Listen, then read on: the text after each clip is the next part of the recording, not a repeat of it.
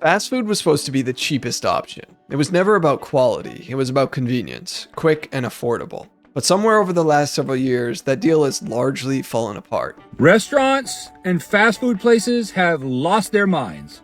This is my total from the Papa John's app.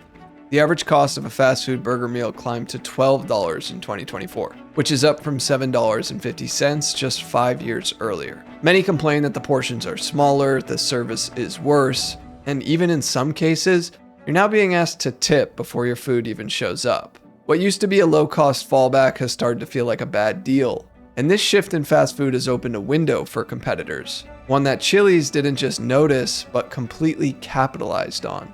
Yes, Chili's. Baby back rib. Because while fast food chains were busy raising prices and cutting corners, Chili's leaned into value, bigger meals, real service, and in a lot of cases, for less money. But this isn't just a story about pricing or portion sizes. It's about how a company that peaked over 15 years ago quietly pulled off one of the biggest comebacks in restaurant history, and also why that success might not last. To understand why this turnaround matters, you need to understand where Chili's came from and how far it fell. Chili's is owned by Brinker International, a publicly traded company that also owns Maggiano's Little Italy. But make no mistake, Chili's is the main business, making up close to 90% of Brinker's revenue. With over 1,600 locations worldwide, including about 1,200 in the US, it's one of the largest sit-down chains in America. And for a while, it was a powerhouse. Back in 2007, Chili's hit its all-time high in revenue. That was peak casual dining. Before smartphones, food delivery apps, and before fast casual chains like Chipotle reshaped the market. Now at the time, Chili's was everywhere and continuing to grow. But then everything shifted. After the 2008 financial crisis, consumers pulled back and they traded down to fast food because it was cheaper. That created a boom for fast food and a slow collapse for casual dining chains like Chili's. Ruby Tuesdays, Applebee's, and Outback Steakhouse all stagnated or saw declines as well. Casual dining went from mainstream to rather forgettable in the span of a decade. Now, Chili's never completely tanked, but it drifted. Their revenue was stagnant for the most part, and locations decreased over the years. The brand became a placeholder, familiar but unexciting, stuck between the affordability of fast food and the trendiness of fast casual, but too slow for lunch and too average for dinner. And Wall Street saw it the same way. For years, Brinker's stock traded sideways. There was no real story or momentum. Chili's was just another legacy chain hanging on with no real plan to bounce back. But all of that would begin to change in 2022, because that's when Chili's brought in a new CEO, Kevin Hochman. He wasn't a casual dining guy. He actually started at Procter & Gamble and then ran marketing for KFC, and eventually became its US president. He knew branding, he knew pricing, but more importantly, he knew how fast food thought. And that's exactly how he approached Chili's. He walked into a struggling chain in a declining category and decided to treat it like a value-driven competitor. He made a lot of changes. He trimmed down the menu to improve execution in the kitchen. He changed staffing models, asking servers to cover fewer tables to improve speed and attention. And he emphasized quality. Not in a fine dining way, but in a this needs to taste better than a drive-through burger kind of way. You know, I do these listening sessions all around the country. I do about 16 a year. I'll have 15 to 20 area managers in a restaurant just like this before it opens. And the main question I ask them is, if you were the CEO, what would you change tomorrow?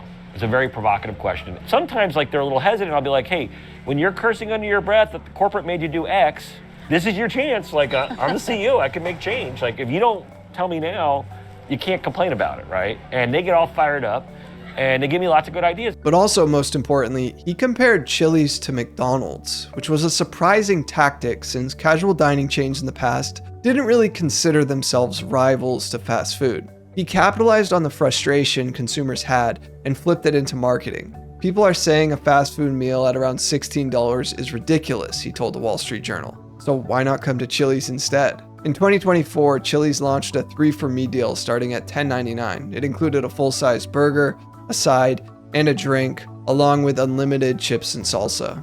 This wasn't some quiet promo either. The deal was created to go straight at fast food customers. With 85% more beef, it makes a quarter-pound burger look tiny and, well, yeah, tiny.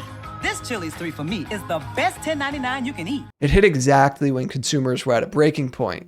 And the marketing really seemed to work, because by the end of 2024, Chili's finally passed its previous revenue peak from nearly 2 decades ago. In Q2 of fiscal 2025, Chili's reported a 31.4% increase in same-store sales. For all of fiscal 2024, same-store sales were up 7.4%. And US revenue grew by 15%, while most casual chains barely broke even or saw declines. Even more striking, Chili's revenue surpassed Applebee's for the first time in decades. And all of it came from a simple bet. If fast food is going to charge full-service prices, then full service better start acting like a better deal. But in 2024, there was also one more really important factor working in Chili's favor: social media. Fast food chains have been getting hammered online. Price complaints go viral daily. $25 meals at Five Guys, $18 McDonald's orders. That frustration became the mood, and Chili's used it. The company didn't just lean into traditional forms of advertising like I previously mentioned. It earned exposure. People on social media sharing videos of their Chili's meals and their positive experience with eating there. Now in marketing, this is something called earned media, when people spread your brand voluntarily, usually in a positive way. And it's hard to overstate how powerful that can be. Chili's ran smart ads, yes, but it was this viral word of mouth that reframed them in the public eye. And suddenly they weren't just another disappointing restaurant chain. But here's where things get tricky. Brinker's stock tripled over the past 12 months, but then dropped about 13.5% in a single day after its most recent earnings call. That was the biggest one-day drop in 3 years. Why? Because now Chili's has to top itself. An analyst put it bluntly on the call. People wonder, did you have brand lightning in a bottle last year? That's tough to replicate.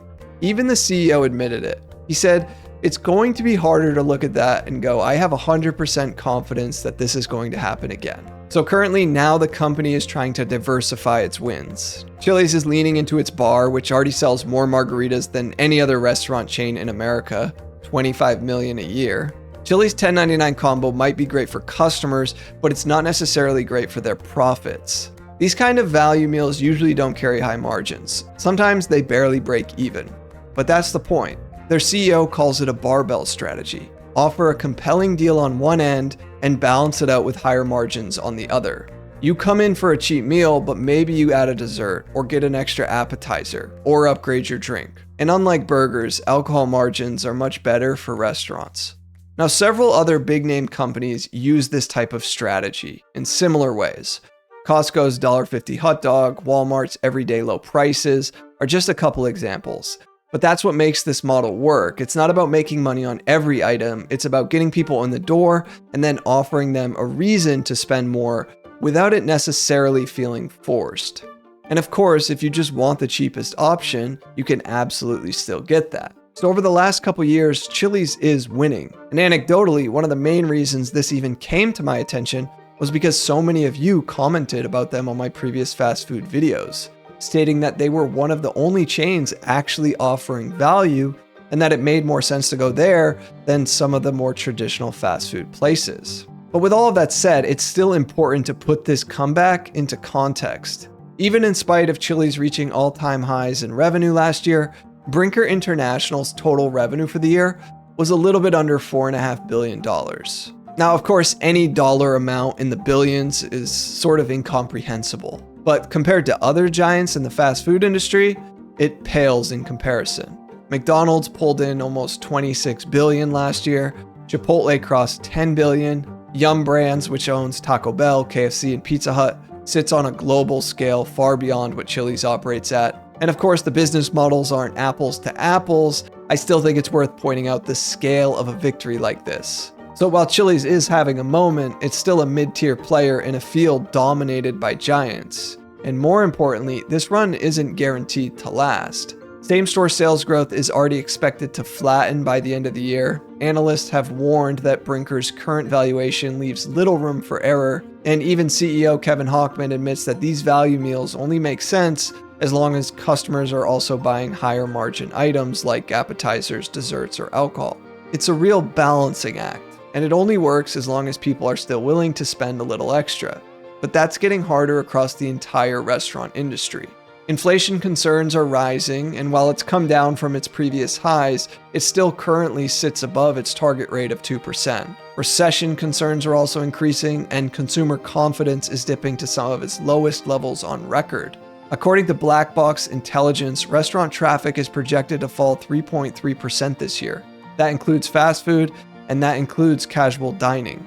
And it could very well include Chili's. Now, up until this point, Chili's has benefited from being just cheap enough and just generous enough to win people back. But if wallets tighten further, even $10.99 may start to feel expensive. And if the value message slips, either through price hikes or smaller portions, they risk becoming the thing that they were trying to replace. So this moment isn't just about Chili's beating fast food, it's also about them briefly escaping the gravity that's pulling their entire industry down. Consumers aren't just reacting to price, they're reacting to how they're being treated. And right now, Chili's feels like one of the last places not trying to squeeze every dollar out of them. But the big challenge is holding on to that perception while still making their numbers work. Because if that balance tips, this story might not be about how Chili's won, but how they couldn't hold on to it. Now, I know in this video I didn't get too far into why fast food is struggling beyond just their increased prices, but that's mostly because I covered it in this video here. So if you want to learn about how bad things have gone for them recently, be sure to check it out next. Thanks for watching.